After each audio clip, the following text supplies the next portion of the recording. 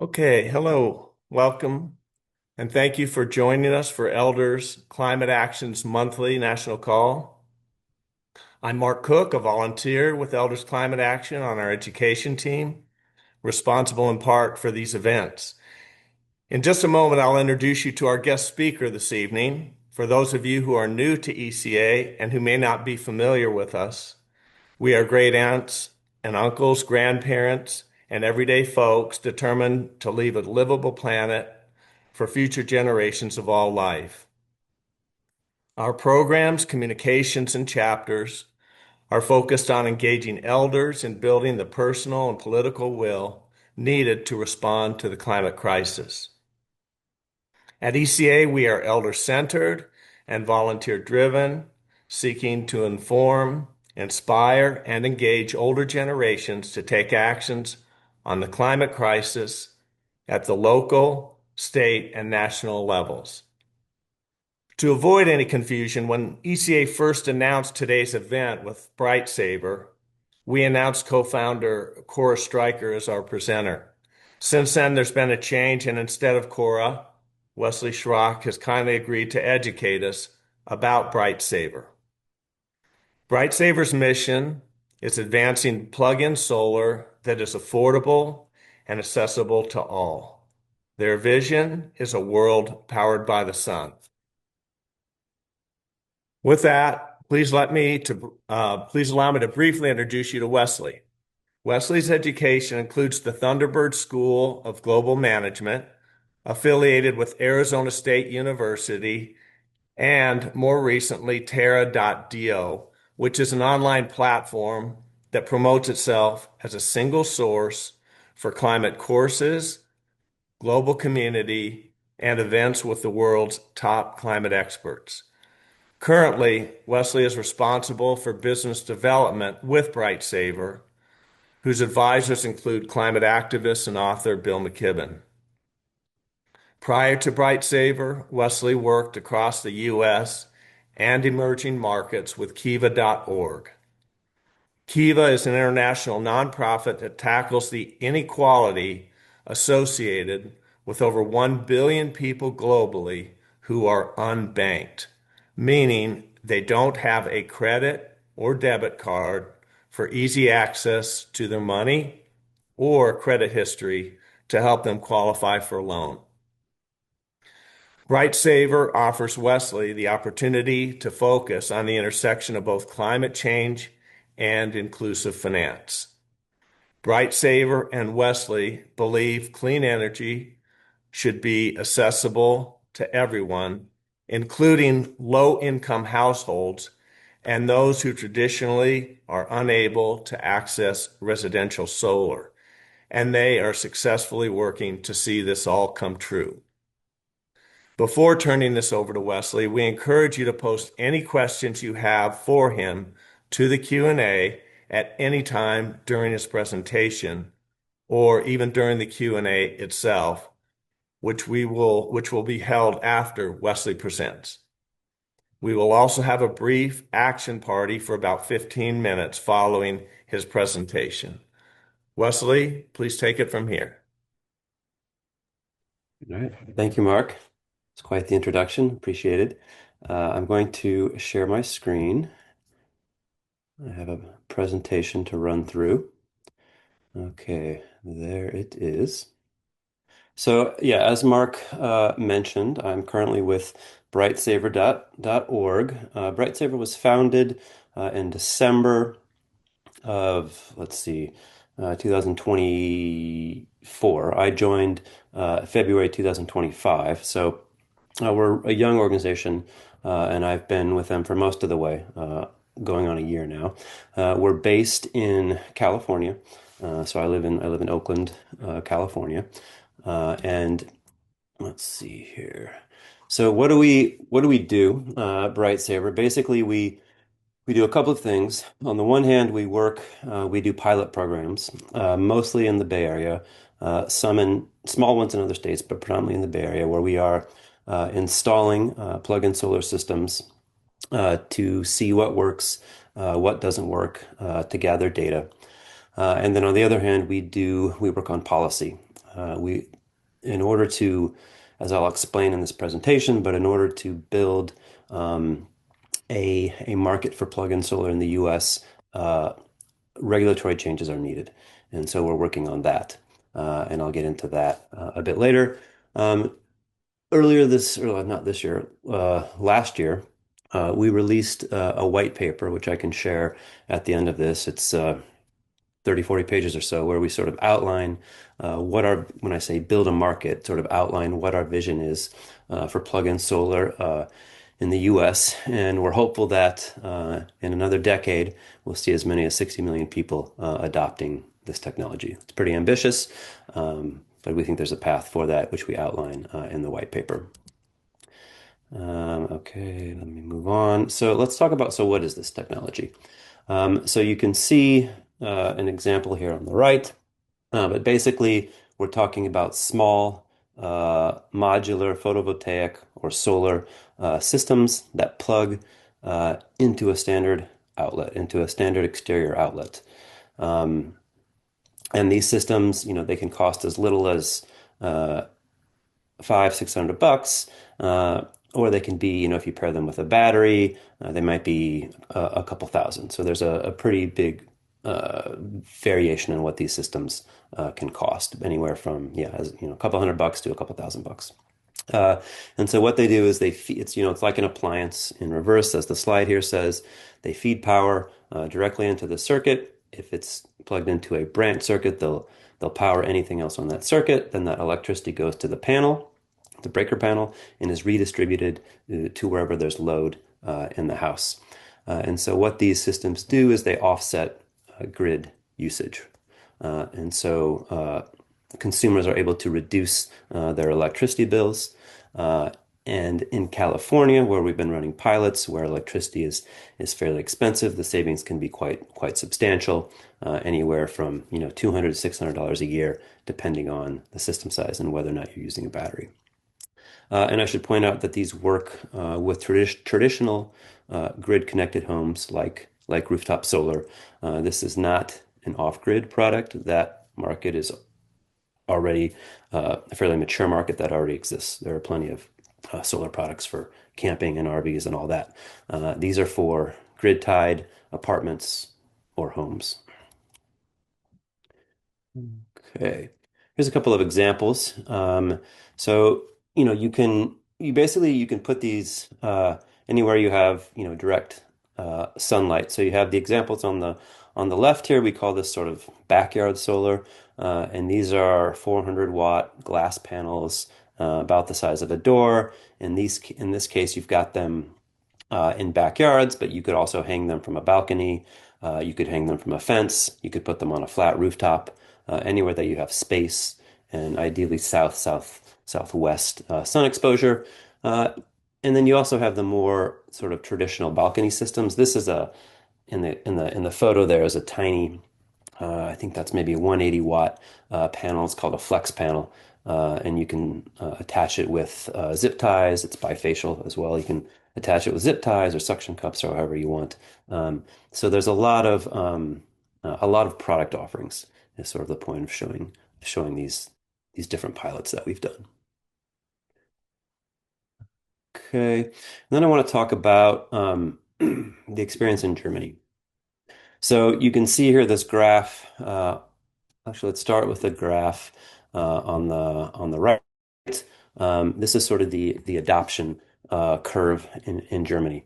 So it started off slow, 2000, started about 5 years ago, and you can see that adoption quickly escalated to more than 1 million registered systems by the end of 2025. Those are just registered systems. There are estimates that as many as 3 to 4 million systems are out there, but only a third to a quarter of them have actually been registered. Germany has a notification system in place where, upon buying and installing one of these, consumers are supposed to register them with a Public Utilities Commission, but not everyone does that. And you can see, so you have this sort of mass adoption, and then what does that mean for costs? And you can see that costs have also, as there's been competition, improvements in the technology, costs have gone down dramatically, and costs there are about 50 cents a watt per installed per yeah, costs about 50 cents a watt. So that's very cheap if you're familiar with the cost of rooftop. So that's the experience that we hope to replicate in the US, where you have costs decreasing, adoption increasing. And then here's a graphic that just sort of lays out what I was talking about before about what they are. They're pretty simple in terms of components. So you basically have the solar panels. Solar panels at this point are pretty much a commodity. And then you have the key piece is the microinverter. The panels plug into the microinverter, and then there's a cord running from the microinverter that plugs into your home. And then you also might have a battery. So the battery can be integrated into the microinverter, or it might be a separate box. And then these are grid tied systems. So if the panels are generating more electricity than you're using in your home, or that can be stored in the battery, then you would export some to the grid.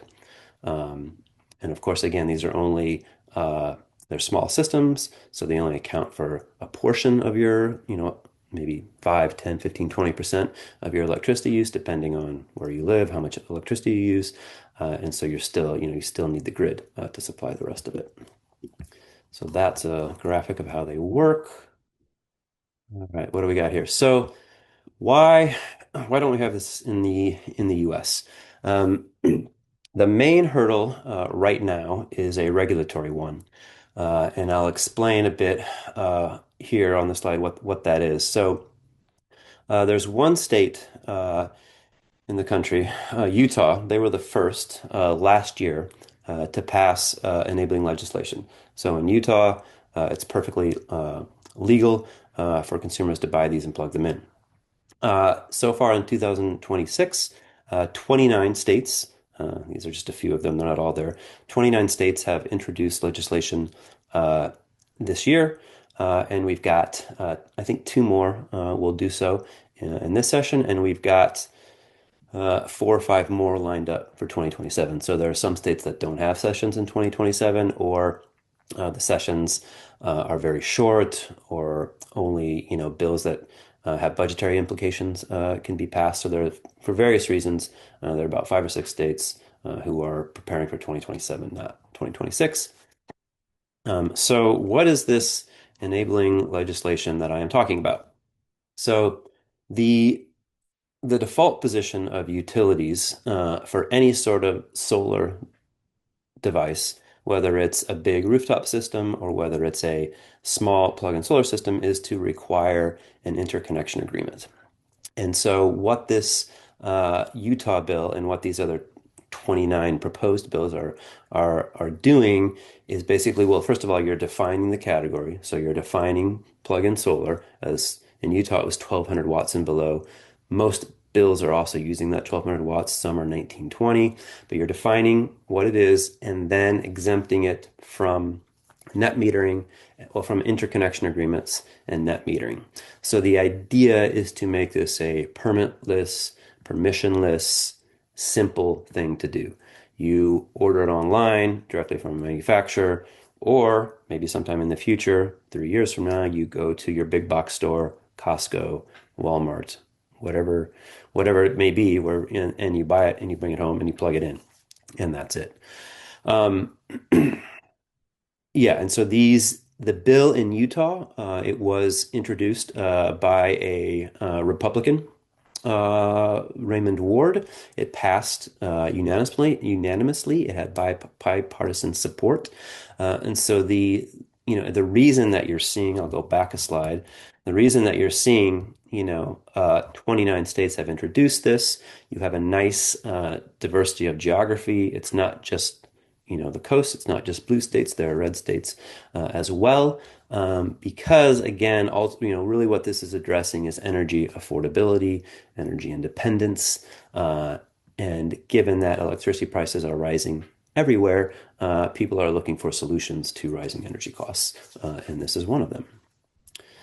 All right, let's move on. So I'll give some general updates about what's happening in the space, starting with this bottom point here, market enablement. So When Utah passed their law, there were two manufacturers, EcoFlow and AP Systems, that began selling plug-in solar, their systems, in immediately in Utah. But those are the only two. There are other big players like Anchor, Enphase, who are sort of sitting on the sidelines and waiting to see what happens in these other states. And our understanding is that if five or six states, in addition to Utah, especially if we get a big one like California, New York, pass this legislation, then they will enter the market. And EcoFlow and AP Systems, the companies that are already starting to sell, will expand their offerings. So this, really this is about, yeah, like this is about getting this legislation to build the market. And then what's happening on this, I'll give a safety update. So UL, which is Underwriters Laboratories, so they're a big standards organization, one of the preeminent standards organizations. In December of last year, they released the very first end-to-end product safety standard for plug-in solar. And then in January, they announced a testing and certification program. And so companies are already working on getting UL 3700 listed systems on the market. And that will, right now, what's being sold, this is getting into the weeds a bit, but right now, what is being sold in Utah are systems that have component level certification. So the panels are certified to UL, a couple of different standards. The microinverter is certified to UL 1741. But there's no sort of system level certification, which include, UL will include sort of, recommended installation instructions, guidance on how to install them, and that kind of thing. So that is all coming. So there's progress on the standards front, there's progress on the legislative front. Um, so yeah, so that's all happening very quickly because this idea has sort of, in 2025, really captured the national attention. There's been a lot of, I don't know if you've noticed, but there's been a lot of media coverage about this. And so we've had, a lot of legislators coming to us. We're a nonprofit. We don't have lobbyists, but yet, we're working with legislators in 20 some states because they're hearing about it, they're reading about it, their constituents are reaching out to them, telling them they want it, and so they're reaching out to us to figure out how they can do this in their state. The last thing I'll say, so one of the questions we get is about, okay, so what does this mean for the grid? Because remember I mentioned that, these systems do potentially export, especially if you don't have a battery. If you pair it with a battery, you're unlikely to be exporting anything at all. But if you don't have a battery, you because and the reason that is because during the day the sun is shining, the panels are producing, your home is using some of that, the rest of it's going into the battery. At night, then you turn on the lights, you start doing things in the evening, and you use the rest of the battery, and then the next day you repeat that process. But if you don't have a battery, and you have, let's say, a big 1200 watt system and you're not using a lot of electricity in your home, then some of that will get exported to the grid. So anyway, we commissioned a study with this group called Brooks Engineering, and basically what he discovered, or what his team sort of assessed, is that if we had, massive adoption, up to 40% of the population adopting these things, which is a lot, adopting big systems, 1.2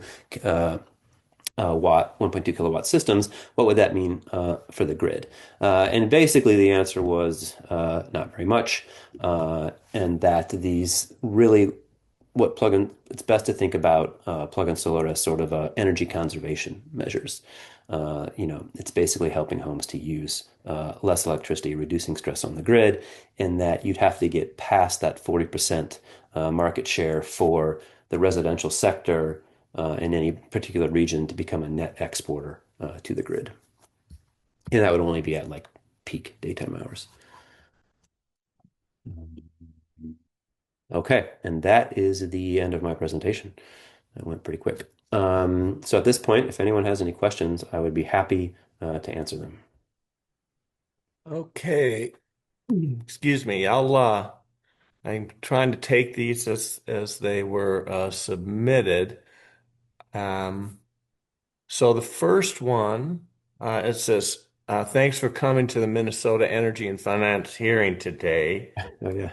How important is bipartisan authorship for success at a state level, for state level legislation? Yeah, so that all depends on the state. In a state like Minnesota, it's very important. Uh, so what, for example, I'll give a negative example. So we've had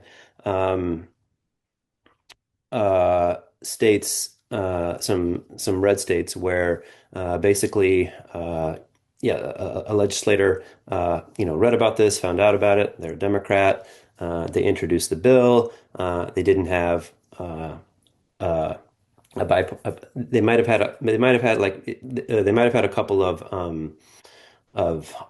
people that signed on that were Republicans, but it wasn't a lead Republican sponsor. And so basically, like the bill just it just didn't go anywhere. It didn't even get out of committee. So the answer is, it's state to state, but in purple states and red states.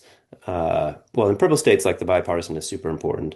And in red states, you really need, I mean, in blue states, you need Democrats. In red states, you need Republicans. In purple states, you need both. So that's kind of the reality. That's kind of what the reality. No. Okay, thank you. The next question is, uh, when do you actually expect to expand beyond California? I know you presented these other states you're working on. Would love to see this in Arizona, which is where I also live. Yeah, so Arizona, let me give a quick. So Arizona, there was I'm gonna stop my share real quick. Um and Where is that? Well, anyway, so I was trying to look up the name of the senator that sponsors it, but it doesn't matter. So in Arizona, there was a bill introduced this year, but it got a hearing in the House, but it didn't get out of it didn't get out of committee.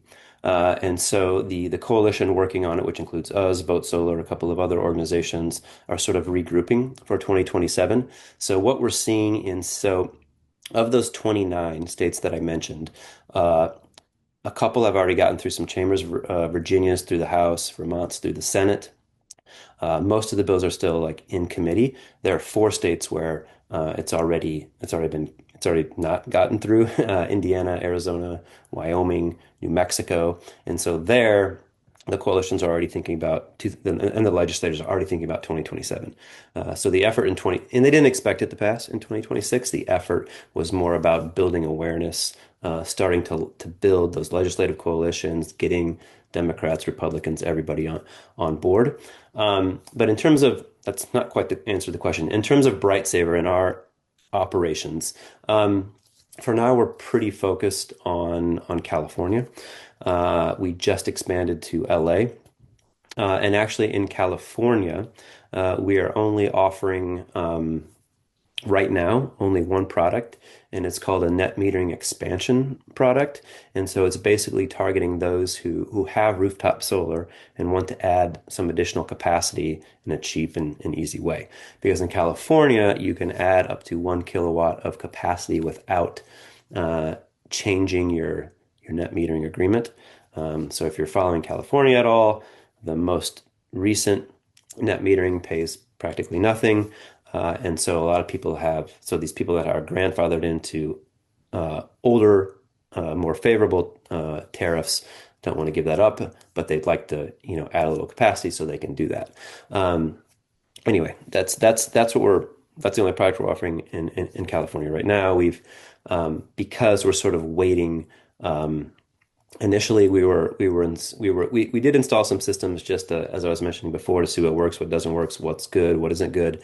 But technically, installing a system in a state other than Utah, you're doing so like in a regulatory gray area. It's not technically legal to do so. So right now, the only thing we're doing in California is something that is definitely legal, and it's hard to say when we will sell products, if and when we will sell product. We Bright Saver will sell products outside of California, but again, the point uh, is to get legislation passed in other states so that it doesn't have to be Bright Saver, so that anyone anyone can do this, so that you can buy it online directly from the manufacturers, or if you do want if you do need an installation partner, that a local company will step up to do that.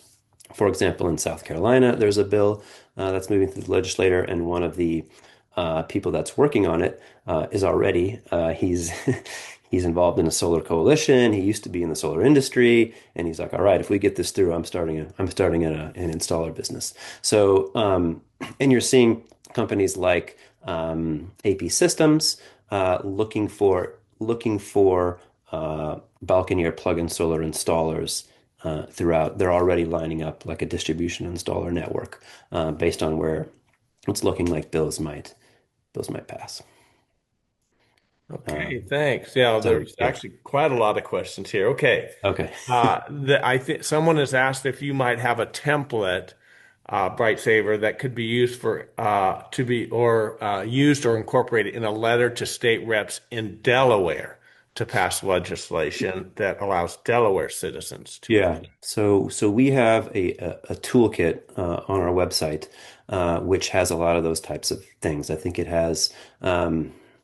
We just built it out, and I wasn't working on it, but I think it has like templates for giving expert testimony. It has templates for letter writing. It has templates for op-eds. There are a number of resources on there that I can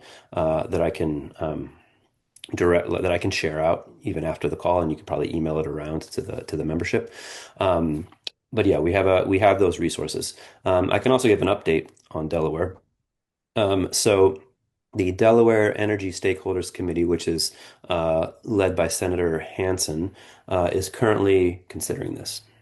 So I've presented to them twice, spoken to them twice. They're really wrestling with the bill language, and but I am optimistic. So they've formed sort of a subcommittee of this energy stakeholders group to sort of iron out the final details of the bill. But I am optimistic that Delaware will introduce something.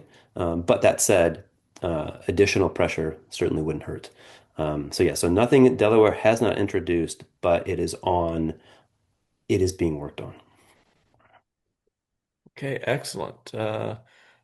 Some folks have some good questions here, I guess, that I don't even understand. When will the final standard following from UL 3700 be issued?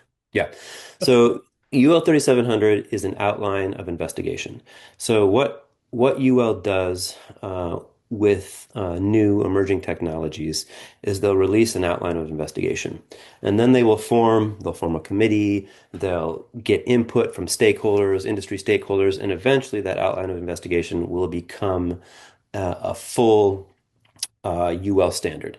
Now, I should make clear that even though UL 3700 is an outline of investigation, products can be certified or listed according to UL 3700. And so that is what is happening. Some states, the legislation in some states only allows for UL 3700 listed devices to be sold in their state. And so those are coming. Um, how long it will take for that outline investigation to become a full standard is not clear.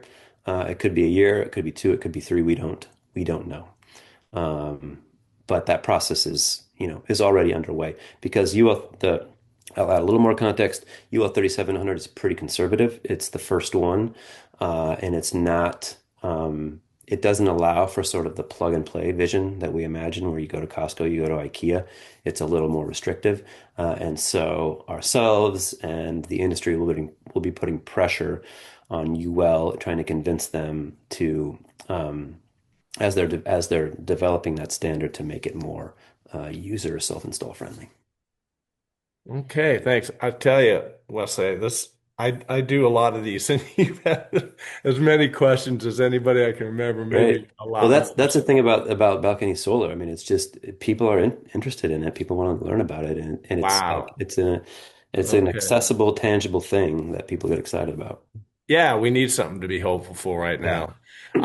I don't know if you can do this, but I'll just ask. It's someone asked if you can go back to the slide with Yeah. 6 bullet points. We missed part of it, and then I'll proceed down the list of other questions. With 6 bullet points. This one here. Um,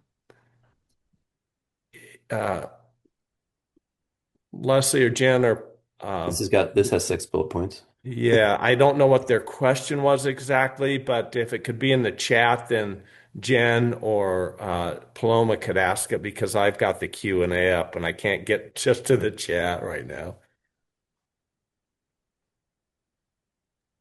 I don't see anything from Joe in the chat yet, but Joe, if you want to put a comment in the chat, we'll relay the message to Mark. Okay, so we'll go. Okay, this next question I think you've already kind of touched on because you said there's a lot of tools on the website. But the question is, what can we do to help support this legislation in our states? Yeah, so we have some tools on our website. But also it kind of depends on. So there's an organization, kind of depends where you are. So there's an organization called Sun Solar United Neighbors, and they also have a landing page dedicated entirely to plug-in solar, and they have a nice little map on there, and then you can click on your state, and then you can see what sort of action Sun recommends that you take. They are one of our partners in doing this nationwide. So. I think, yeah, I mean, I think the main things are in terms of like citizens are, yeah, like emailing legislators, letting legislators know you're interested, and then especially once if a bill is going to be into testimony, submitting written testimony, um, signing up for action alerts. So, for example, Sun, for example, offers has this like whole they're a much bigger team than us. They do these they'll send out action alerts. So like, hey, for example, I'm just going to make this up, in Oklahoma, the bill's going to a hearing. We need all of our members to do X action. Submit written testimony in favor of this bill or something like that. So again, I will send out, or we can share these links. We can share the link to Bright Savers Toolkit and to the Sun page after the call. But I think, yeah, I think those would be the main things. Like the legislation is happening, as I said, in like 29 states, and so it's just making sure that um, legislators know that the public wants this. And in hearings where the sponsors of the bills are often talking about uh, this is the bill that I'm introducing today. Like for example, in Minnesota, Representative Kraft was like when he was introducing his balcony or plug-in solar bill, he was like, "This is by far the bill that I've heard most about from my constituents. Like people want this." So I think it's an important thing, yeah, to let legislators know. Okay. I do want to remind everybody that if you, as long as you signed up for this, you'll get a copy of this if you want to go back and see the questions and the answers that Wesley's provided. This is just a comment, and Wesley, you can say something about it or not. It just says this is a great opportunity to upcycle old PV mods to be used with the plug-in solar microinverter. I don't have, I don't know if you can comment on that or not. Yeah, I mean that's a possibility. Yeah, for I know. For example, that happens in Germany, where when for example, like yeah, you've got an old rooftop installation, and they're maybe it's 15, 20 years old. They're removing it, and they're going to put more new, modern, more efficient panels up there. They often, yeah, give away the panels and then try to sell the microinverters at a reduced cost to be able to then make plug-in kits out of those. So the answer is yes. That type of thing is happening. I mean, Germany, we're a little ways away from that happening here, but that would be yes. Okay. I this is in Pennsylvania, we have an ongoing energy efficiency program that has been incentivizing solar for both residential and commercial installations. What is the savings investment ratio of these systems? I.e., how long will it take for one to pay for itself? And I know on your website you have a generic sort of payback. Yeah. So yeah, we do have. So, I mean, yeah. So payback periods are tricky because it depends on what happens with the price of these systems and what happens with the price of electricity. So we're seeing we've done calculations sort of for each state based on certain assumptions, and in Germany, the payback periods are pretty low. They're like 2 years in that range. So that would be the goal. But that will not be the case, that will not be the case in the U.S. Except for maybe in California because our prices are so high. But as these are being rolled out in the U.S., you're going to see anywhere from 3 to 6, 7 years for initial payback periods. But those will decline as the market matures and the price of systems goes down because price of systems will go down, price of electricity will presumably not. And so, yeah, we anticipate that as the market matures in the US, we'll see payback periods more in line with the experience in Germany 5 years on, which is they're already at the, two year payback period range. So, which is pretty phenomenal. That is great. Yeah. Okay. Moving on because yeah, there really are a lot of questions and the answers have been great. This I think was partially addressed. It says it appears that Massachusetts was not on the list of states that filed legislation. Is that correct? And then, if so, how do we go about getting a bill like that developed? And I think you've already kind of touched on that, and somebody could go back and listen to your answers when you did sort of touch on this earlier. So Massachusetts actually, there's a big omnibus energy bill. I don't know about omnibus, but there's a big energy bill that is in the House Ways and Means committee that includes balcony solar legislation. So something is happening in Massachusetts. So mostly in most states, these are standalone bills where it's just a balcony bill that's being put forth. But in a couple of states, Massachusetts being one of them, Maryland being another one, the balcony language is getting rolled into a much larger bill. So there is a bill in Massachusetts that includes balcony solar. I don't know exactly where it is, like in the process, but it's H4744 for whoever's in Massachusetts and wants to look into it. Okay, next. What do you think will be the average lifespan of such a system? If they're loose up against a house or on a yard, seems like damage, I guess, or potentially even theft would be easy.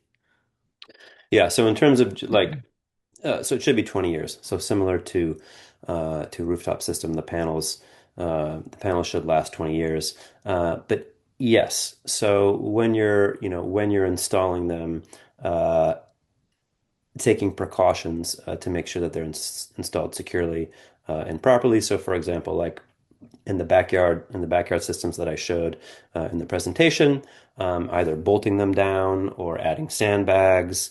Um, um, but yeah, I suppose they could, yeah, they could be stolen. But they're, I mean, um, I don't have a, yeah, I'll just say it's an expected 20-year lifespan. And yes, most people don't put them in their front yard. Although we did have one person install them directly in front of his garage. Um, because he was proud of them and wanted to show his neighbors. But yes, I mean that is certainly a concern with these systems that needs to be addressed when you're installing them. Okay, I'll ask this question here. I don't really understand what relevance it has, but maybe it's I don't understand what kind of birds are you surrounded by? Does that have anything to do with? I don't understand the question. Okay, all right. Let's see.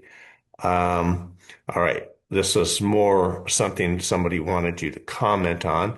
Seems like the UL recommendations are going to require an electrician to install an inlet with a special socket and plug and possibly even a bidirectional GFC. This would make this much harder and somewhat more expensive to use one of these systems. Please comment. Yeah. So yeah. So this person is so UL 3700, the standard that I was talking about, that was released in December, for which systems are the process is underway for systems to get listed to UL 3700. Uh, yes, that standard requires professional installation. It requires a non-standard or proprietary uh, uh, plug and receptacle. It requires a bidirectional GFCI, and bidirectional GFCI doesn't technically exist. In testing with existing GFCI devices, they hold up perfectly fine to electricity going both ways through them, but they're not rated for that. And it requires UL 3700 requires installation either on a dedicated circuit or if on a branch circuit, it requires one of a number of different solutions to make sure that that branch circuit has overcurrent protection. We think that the technology that will be most popular for ensuring overcurrent protection on a branch circuit is what is called PCS, power control systems, that basically are able to sense current throughout the branch circuit. And if any section of the branch circuit has too much current in it, gets overheated, then it will throttle down the production of the panel to cool down the wire. So um, all of that to say, yes, UL 3700, this outline investigation does not provide for self-install. It does not provide for the plug and play vision. It introduces the friction of having to hire an electrician, having to do some changes. Will those changes to your household's electrical wiring require a permit? That is still to be determined. So so I will say, like right now in Utah, EcoFlow is selling systems that are component level certified. So the panels are certified, the microinverter is certified, it has a regular plug. So what is happening is that different states bills state different things. Some bills say because the utilities or and the electrical unions who are likely just doing the bidding of the utilities are saying, oh, this isn't safe, like, or the fire marshals are like, oh, this technology is not safe. We will only not oppose this bill if you sponsor, make sure that it's UL 3700 listed systems are the only systems installed in our state. Other states are leaving it more open. They want to do self-install right now. And so their bills don't specify UL 3700. They just say UL certified. And so there you have the sort of immediate possibility of people buying sort of these Utah EcoFlow style systems and installing them right away. The last thing I'll say, uh, we are hopeful that UL 3700 as it moves from an outline investigation to a full standard will become more conducive to self-install. That maybe it's a threshold. Maybe you take Germany's 800 watts, you translate it to the US market, that's about 400 watts. Maybe they'll allow self-install for 400, but they'll require all these other things that I just talked about for bigger systems. We're not sure how that will play out, but we are pretty confident that we can get UL to move uh, away from how conservative the 3700 standard is. Wow. You follow all that, Mark? The breadth of knowledge you have to have. Okay, this was great. It's just a thank you. Okay, and then the next question, what is the max length of the electric cord going from the inverter to the outside socket? Yeah. So in the systems that we're installing in California, there is no max length. You just need to buy, uh, you know, a normal extension cable that's rated, rated to be outdoors. Um, that UL 3700 standard that I listed has that I mentioned has something to say about that. But for sort of these component level systems, there's no limit.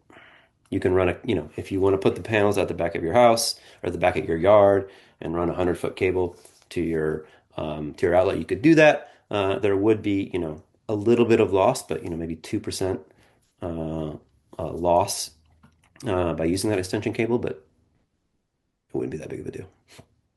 Okay.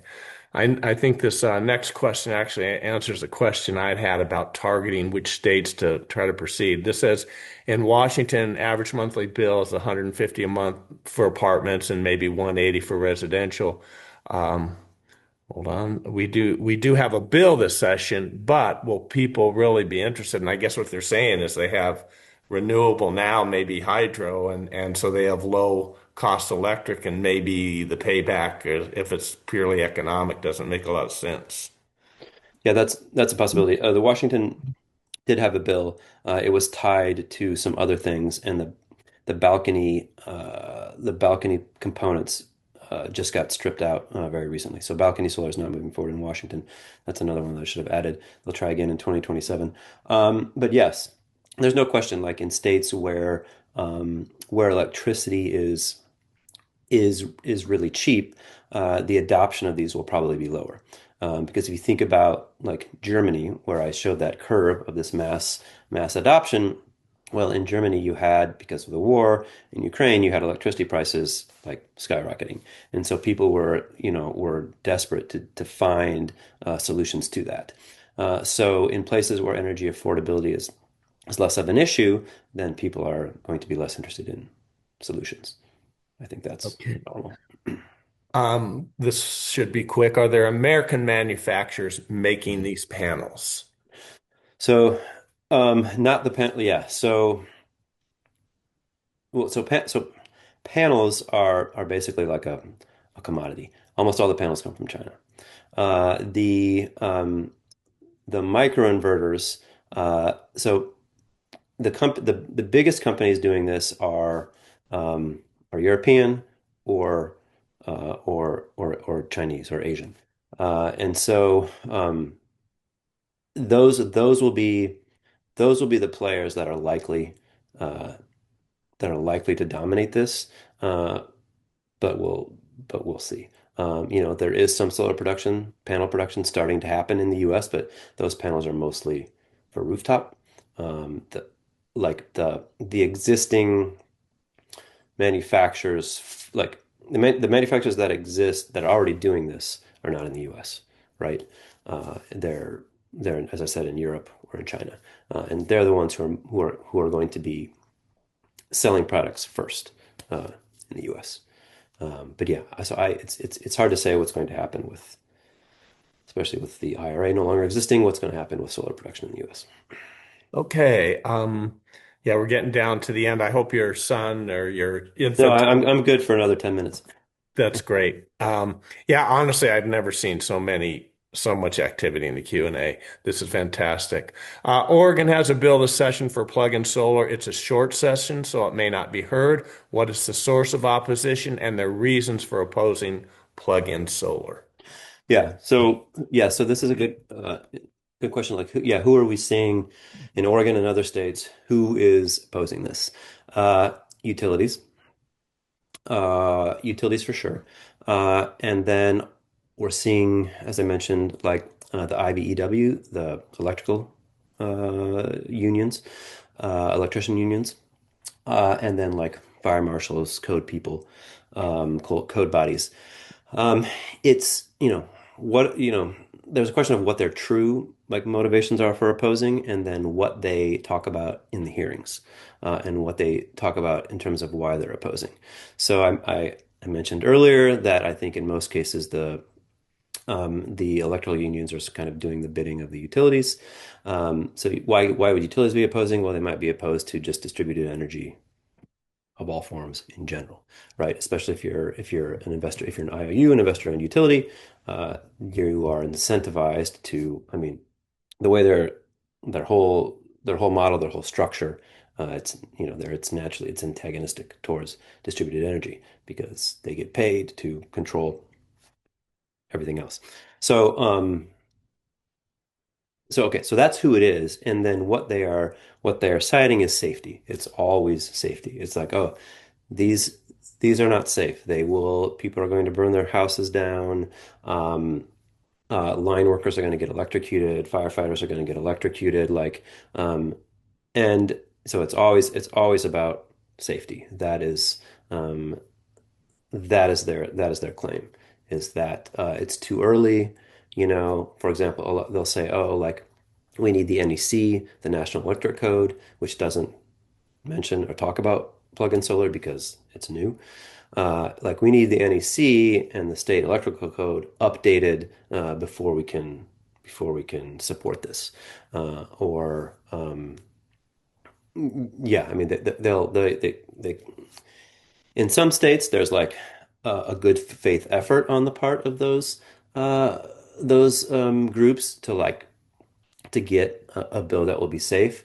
In other states, it's not in good faith. They just sort of throw everything out, throw everything, throw every concern they can think of out and see what sticks and oppose it. So you're saying, yeah, anyway, to be honest. Yeah. Excellent. I think you actually already answered the next question on the list, which is, and I think what you were saying is maybe safety is at least a bit of a fig leaf. But what are the main arguments against enacting bills for this? So if I think you pretty Yeah. much already addressed that. Okay. Um, this next question, what would you recommend for us to do to move California State Senator Scott Weiner's bill SB 868? Yes. Yeah. So yeah, it's my colleague who's focused on California, not me. So, and we expect a big fight in California with the IOUs and the unions. Um, I think in terms of like specific actions beyond sort of the general ones that I like, the generic, like talk to your legislator, email your legislator. I think in California, we're going to. So let me back up. So like New York, for example, there's a coalition there of a bunch of different grassroots orgs that have built, a whole program, a whole agenda for reaching out to legislators, for activating their members to really try to make this happen in New York. And a similar effort is getting underway in California. Um, so I think I'm going to take a pass on this and say we're still figuring out how best to do the grassroots campaign in California. Okay. Is there any reason for a state to wait for the final UL Mm. standard? So this is a bit like a chicken and the egg problem, because that's one of like some of the opponents are saying, oh well, like this is only an element of investigation, like it'll be a standard, like what can we just wait, like like a fire marshal and electrical union is saying, let's just wait. So chicken and egg, because if you think about like what this legislation does, or what fundamentally is just eliminate sort of that interconnection red tape. And so that needs to happen like regardless. And by doing so, what you're doing then is signaling to the market that like signaling to the manufacturers that like, hey, the US is a legitimate market which you should enter. So in our conversations, I mentioned this in the presentation, in our conversations with manufacturers, um, if we can get 5, 6 states, especially a big one, to pass this sort of enabling legislation, then that will incentivize them uh, to enter the US, to go to the trouble of building UL 3700 listed equipment specifically for the US market.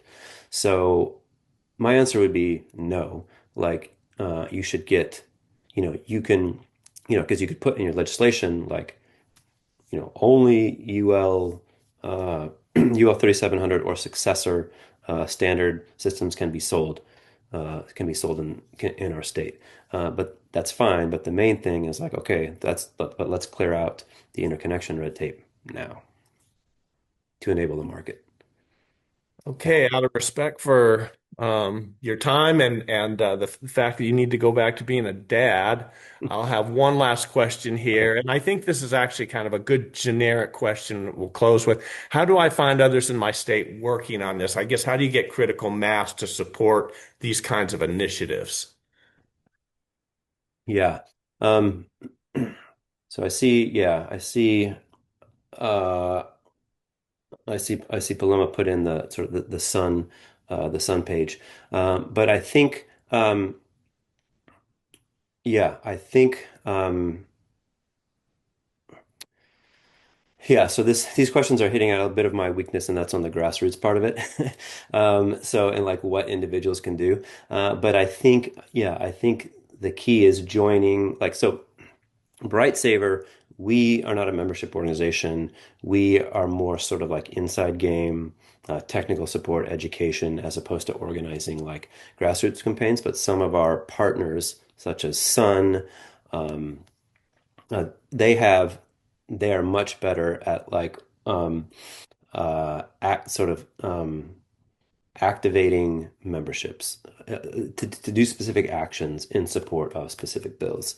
And so I guess what I would, yeah, um, encourage people to find who or like or reach out to us to like to know okay, who are the organizations in my state that have sort of a membership have a membership, are working on plug-in solar, and will sort of tell me what to do when it comes time to do it.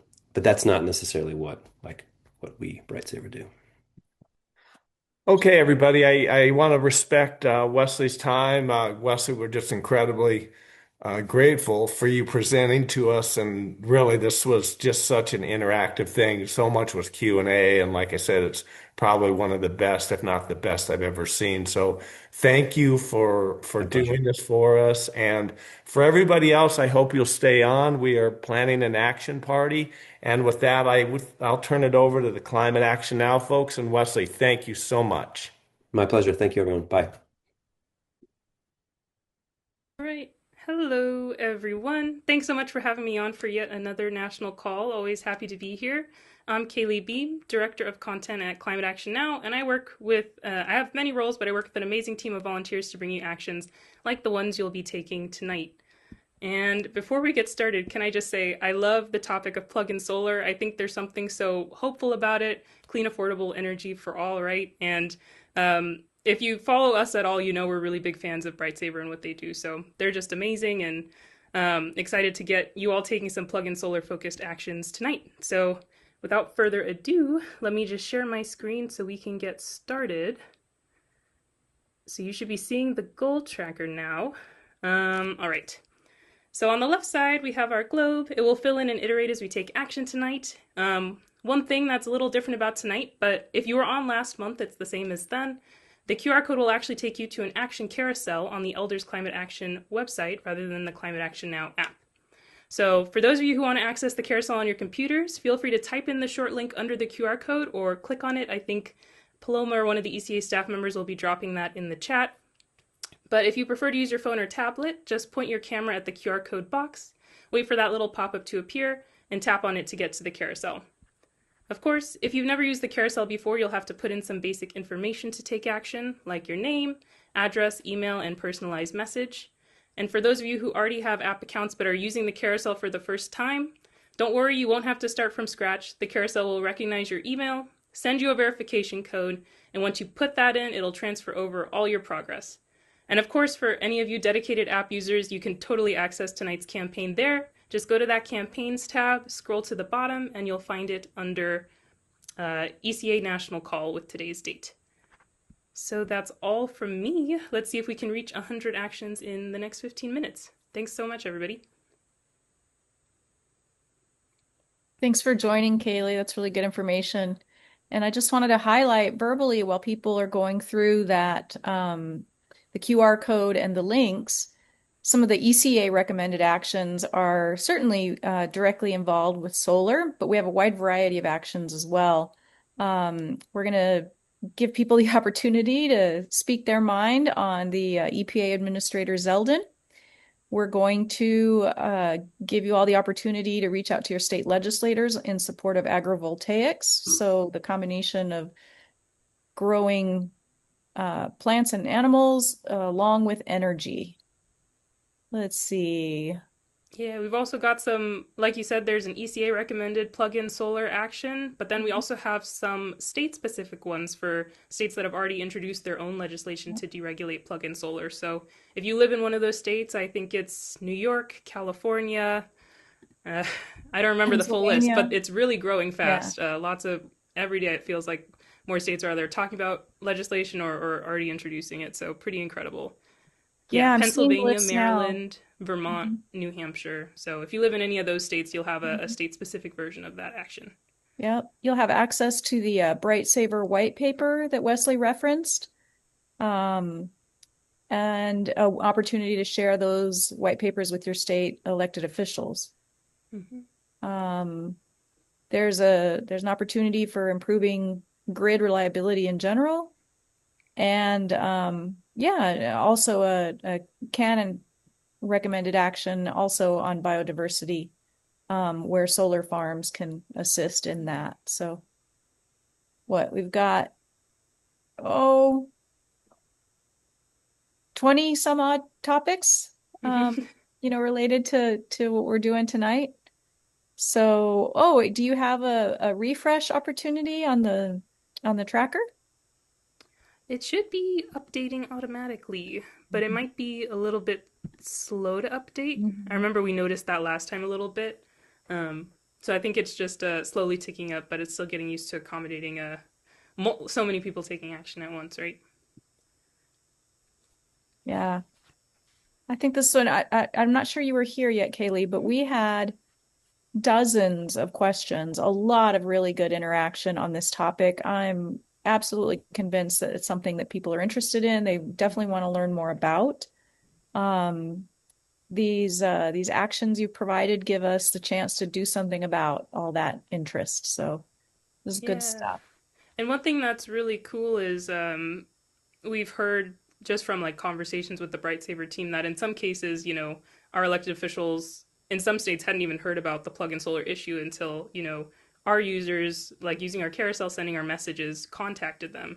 And that was sort of the impetus for them learning more and saying like, this is a really common sense solution. Everywhere should be having this. So I think it's pretty cool that this is one of those instances where we have a clear connection between our advocacy and, these tangible outcomes that we're looking for. I love the title of this talk too, headlining, emphasizing how this is democratizing energy sources, because so many renters, wouldn't necessarily have access to putting solar panels on their roofs, but a lot of young people are renters. Like this is an intergenerational opportunity to literally democratize something that's required for regular life. It's really exciting. We gotta get this going across the country. I saw a message from a participant, Steve Held, talking about some active organizing in Montana. So right, like we've got interest across the country. Kaylee, I don't know if you want to respond to this. We have a question. So Kathy says, I am on my phone and I can't take a picture of the QR code. How can I take actions? I am also a member of CAN-app. You want to address that? Yeah, so if you have the app, you can go. I see. Yeah, it's tricky if you're on your phone on Zoom. I think what I will say is we'll send out the link and it's going to be available in the app for the next, 20 to 30 days. So you can hop on right after this meeting and take some of these plug-in solar and clean energy focused actions. I think it's just a little tricky if you're joining on Zoom. I've actually never used Zoom on my phone, so I'm not sure if you cannot scan QR codes or do any of that at the same time. But yeah, but don't worry, you'll get the resources after, so you can still take action Mhm. even if it's not right now. Right. So it's our traditional practice that we'll send out an email tomorrow, about 24 hours from now. And this QR code will be included in the email as well as your link. But we'll also take that opportunity to list all the commentary that's been in the chat for the different resources that have been shared. We definitely want to get that out to our viewing public. And also, importantly, is it's going to be a link to this recording on YouTube. So anybody that wants to review it, slow it down, maybe spend a little more time with those slides. They were fantastic slides. It had a lot of great ideas on them. And that'll come out tomorrow, as is just our standard practice every month. If you signed up to register, attended or not, you'll get this follow-up email. Yeah, we at least a third of the way to our goal. The globe is filling in, and we've still got 8 minutes to go.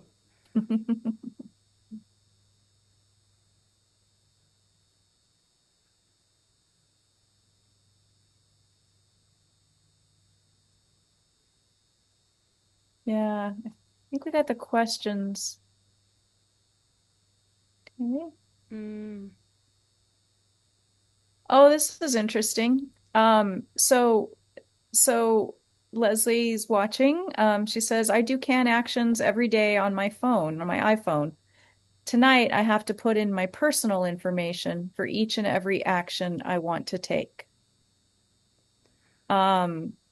Is that in reference perhaps to the every action link? I think so.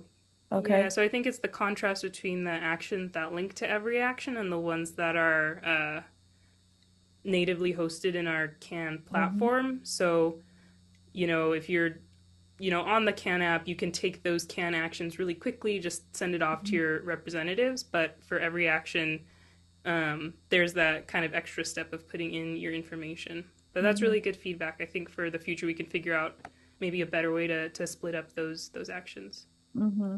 Seems And part of, when I was just trying the every action ones were auto-filling for me, but the can app actions were making me put in my information tonight. Oh. So that was my experience this evening. mm-hmm. When you say put in your information, I had to refill, my like that I'm an elder and what I'm concerned about. I had to fill in like all of those different profile pieces tonight again. your personalized message. So it's prompting you to put that in every time? Yeah, it did for me, and I don't know if that's what Leslie was experiencing or not, but That is probably what it is. I totally misunderstood the question. I'll bring that back to our software team because that should definitely, our goal is to make it easy and streamlined so you can take as many as possible in one sitting. So what you're experiencing should not be happening. Really sorry about that. Yeah. Yeah, we're definitely in the early stages. It's only, I guess, our second attempt at applying the CAN app carousel on our website that connects everybody to every act or to elders climate action actions and CAN app actions, right? So a little trial and error there, but thank you for your patience as we sort through some of the glitches. The overall overriding idea is that when you do an every action effort, that's data that Elders Climate Action can use to track and help us understand how many of our members are participating. And all that's really valuable information as we seek future grant opportunities to show that we really do have a long history of active participation, of active voices, of elders who want to do more than just talk about this. They want to do some tangible effort to work on climate change and a variety of topics. So that's kind of the technology side of why this is slowing things down a little tonight.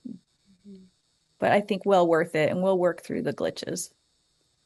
Yeah, thanks so much for your patience, everybody, and to those of you who are powering through and putting in your information on every action and, bringing up this goal tracker number. We really appreciate that. So,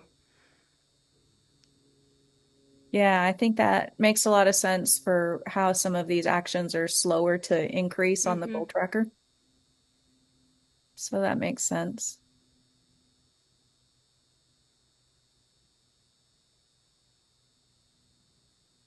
It's always so nice to know though that every time we do a national call that was 50 or 100 more actions that were taken in that just that few minutes, right? And Mm-hmm. another way to sort of amplify our actions. And I just a reminder of the importance of these actions. I think sometimes it's easy to forget or to think that these sign-on letters and these petitions and these types of actions, these digital actions that we're taking aren't important, but they really are important. And every time that we can express our opinions on critical issues, I think that's a really important thing for us to do.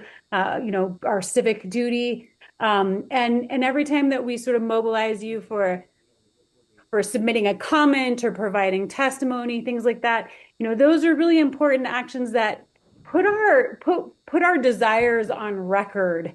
It's really, working for the world we want to build in the future, even if it's not necessarily one we can achieve in this moment, right this second. It's still worth working for, and it's still worth putting that energy and that effort towards in a consistent sort of sustained way. So thank you so much for showing up to this call, and thank you so much to show up in your action during your 15-minute action party after this call. We appreciate that you have stuck around with us and hung in there, and are still here taking actions. Yeah, my favorite part when I do any one of these is that, I'll log off and then maybe check back in an hour and, the goal tracker will be totally filled in. 2 or 3 times as many actions have been taken, right? So it's definitely something that keeps building. Once the actions are in that carousel, in the database, people will just keep taking them. People like all of you. So I think it's important to remember that impressive that in these 15 minutes we sent these 54 actions, but also that number is going to keep growing and growing in the coming hours and days. And that carousel isn't going to let you run out of actions. Mm-hmm. So if you want to sit there and take actions all night, we'll have actions for you. It will keep feeding you actions. So, and every time that you have a few free moments, it's a great thing to come back to. Go to our website to access the carousel, or use the Climate Action Now app on your phone. It's a great thing to do. I often hear people say like, "Oh, I like to take a couple actions while I'm waiting in the dentist office or at my doctor's appointment or whatever." If you're waiting for an elevator or a taxi cab, it's a great opportunity to just get an action or two in there while you're waiting. So, commercials while you're watching TV, another great use of your time and energy. So you can always go to our website, and you can always go to the CAN app on your phone or your iPad to access our actions, as well as more actions from our partners and our allies. That takes us to the minute. It's 15 after.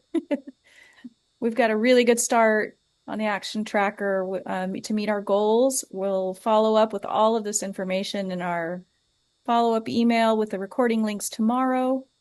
And we're so thankful for everybody that turned out and showed up and just had a long stream of really important, thought-provoking questions for our speaker. Thank you all.